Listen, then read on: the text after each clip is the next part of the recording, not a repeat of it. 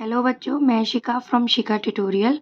आज मैं class 10th का चैप्टर नंबर 1 स्टार्ट करा रही हूँ, रियल नंबर। बट मैं आपको क्लास 9th की बेसिक बता रही हूँ, इसलिए मेरी कॉपी पे लिखा हुआ है कि number system class 9th। Class 9th के जो बेसिक्स हैं वही आपके क्लास 10th में अप्लाई होंगे, उसको मैं रिवाइज करा रही हूँ आपको। नेचुरल नंबर बच्चों, नेचुरल नंबर क्या होता है आपको पता होगा। काउंटिंग नंबर मतलब वो नंबर जो कि 1 से स्टार्ट होते हैं एंड कंटिन्यू सो ऑन चलते रहते हैं, यानी कि 1 2 3 4 5 6 7 एंड सो ऑन। इसे हम एन से रिप्रेजेंट करते हैं। अब आता है होल नंबर। होल नंबर बच्चों क्या होता है, जो कि 0 से स्टार्ट होता है। 0 1 2 डॉट डॉट डॉट, यानी कि नेचुरल नंबर और होल नंबर में क्या डिफरेंस होता है कि नेचुरल नंबर 1 से स्टार्ट होता है एंड होल नंबर 0 से स्टार्ट होता है।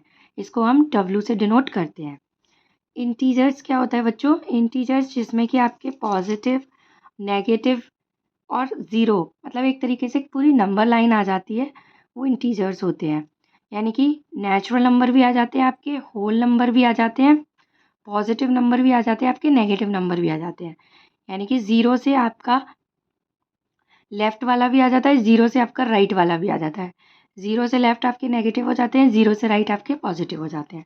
मैं बच्चों बहुत जल्दी में समझा रही हूँ क्योंकि आप ये सब बेसिक्स जानते हो, बट एक बार मैं रिकॉल करा रही हूँ।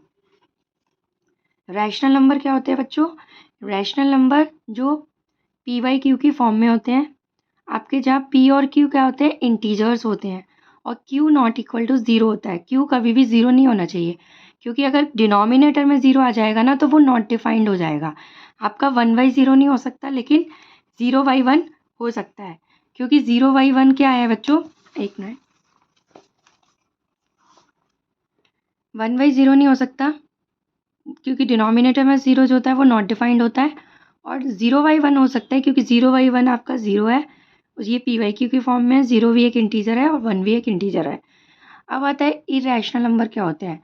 इरेशनल नंबर वो नंबर होते हैं जिन्हें हम पी वाई क्यू की फॉर्म में नहीं लिख सकते, यानी कि जैसे कि आपका √2 हो गया, √3 हो गया, पाई हो गया, ये सारे इरेशनल नंबर होते हैं। और बच्चों, रैशनल नंबर और इरेशनल नंबर को मिला के आपका रियल नंबर बनता है। जो आपका चैप्टर है रियल नंबर, यानी कि उसमें आपको रैशनल नंबर भी आएंगे, इरेशनल नंबर भी आएंगे, क्योंकि इन दोनों का कॉम्बिनेशन आपको बना के बनता है रियल नंबर। आई होप ये आपको इतना समझ में आया होगा। अब नेक्स्ट टॉपिक है बच्चों, fundamental theorem of arithmetic. Actually ये जो वीडियो है ना, वो आपके चैप्टर 1 का इंट्रोडक्शन वीडियो होगा। तो इससे पहले मैंने आपको नंबर सिस्टम के बारे में रिकॉल कराया था जो क्लास 9th का था। अब ये जो पार्ट है वो आपका क्लास 10th का ही है। फंडामेंटल थ्योरम ऑफ अरिथमेटिक ये क्या कहता है, every composite number can be expressed as a product of prime and this factorization is unique apart from the order in which prime factor occurs। इसका मतलब है आपका जो भी कंपोजिट नंबर है आप उसको प्राइम फैक्टर्स के प्रोडक्ट में एक्सप्रेस कर सकते हो, और साथ ही साथ ये फैक्टराइजेशन यूनिक है, मतलब इसका ऑर्डर चाहे कैसा भी हो, लेकिन ये प्राइम फैक्टराइजेशन जिस नंबर का हम निकाल रहे हैं वही रहेगा, जिसको हम है ना एग्जाम्पल लेकर समझते हैं। 210, इसके मैंने फैक्टराइजेशन करे, प्राइम फैक्टराइजेशन।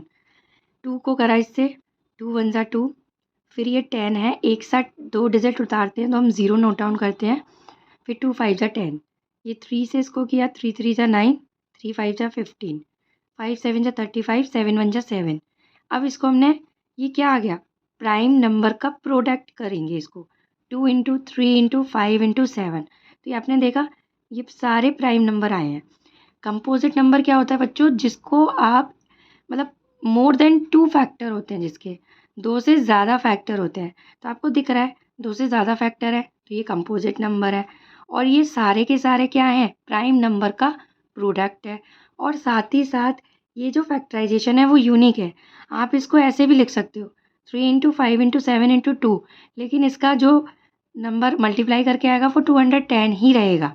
यानी कि कंपोजिट नंबर को आप प्राइम नंबर के प्रोडक्ट में रख सकते हो, साथ ही साथ ये जो फैक्टराइजेशन है वो यूनिक रहेगा, चाहे वो किसी भी ऑर्डर में हो। तो यही आपका फंडामेंटल थ्योरम ऑफ अरिथमेटिक कहता है। अब है आपका नेक्स्ट टॉपिक कि एचसीएफ और एलसीएम आपका प्राइम फैक्टराइजेशन से कैसे निकालते हैं।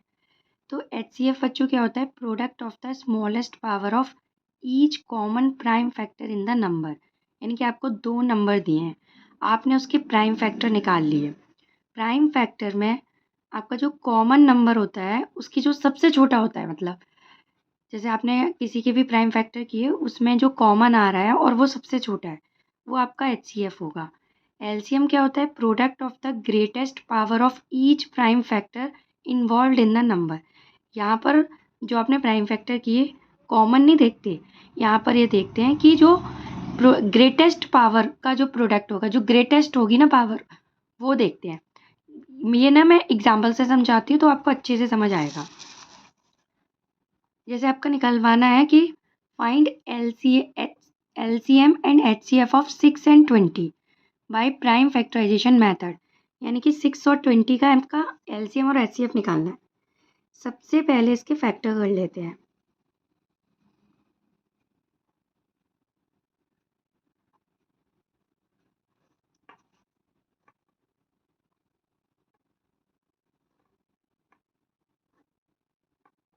ये इसके फैक्टर हो गए।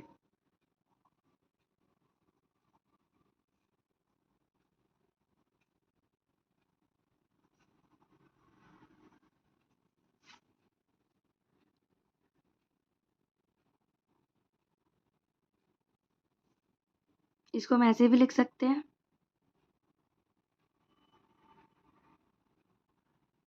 इस तरीके से। तो अभी देखो एलसीएम में मैंने क्या बताया था कि product of the greatest power of each prime factor involve in the number. यानी कि जो भी आपका ग्रेटेस्ट, जितने भी प्राइम फैक्टर इन्वॉल्व है ना नंबर में, उसकी ग्रेटेस्ट पावर का प्रोडक्ट। आप देखेंगे ये 2 की पावर 1 है, ये 2 की पावर 2 है, यानी कि 2 की क्या लेंगे हम, ग्रेटेस्ट पावर लेंगे। तो यहाँ पे ग्रेटेस्ट पावर क्या होगी, 2 की पावर 2। दूसरा हम क्या लेंगे, 3 लेंगे, क्योंकि अब 3 तो यहाँ पर है ही नहीं है, 3 की पावर 1 ही हो गई। अगर 3 की पावर 2 होती या 3 की पावर 3 होती तो मैं वही ले लेती। अब 5 देखेंगे तो 5 में भी कोई पावर नहीं है, 5 अकेला है तो 5 ले लेंगे। कहने का मतलब है जितने भी प्राइम फैक्टर इन्वॉल्व्ड हैं उसका ग्रेटेस्ट पावर हम लेंगे एलसीएम में।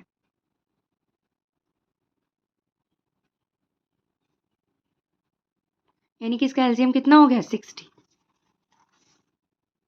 अब आता है एचसीएफ। एचसीएफ में क्या बता रहा था, product of the smallest power of each common prime factor in the number. यानी कि पहले तो कॉमन नंबर देखेंगे, कॉमन नंबर सिर्फ 2 है, इसकी हम स्मॉलेस्ट पावर का प्रोडक्ट, स्मॉलेस्ट पावर 1 होगी, तो यानी कि एचसीएफ क्या हो गया, इसका 1 हो गया। यानी कि आपको एलसीएम और एचसीएफ आप इस तरीके से निकाल लेंगे। अब आता है बच्चों एक इम्पॉर्टेंट थ्योरम है। ये थ्योरम कहती है अगर कोई भी 2 नंबर है तो उसका LCM into HCF equal to होता है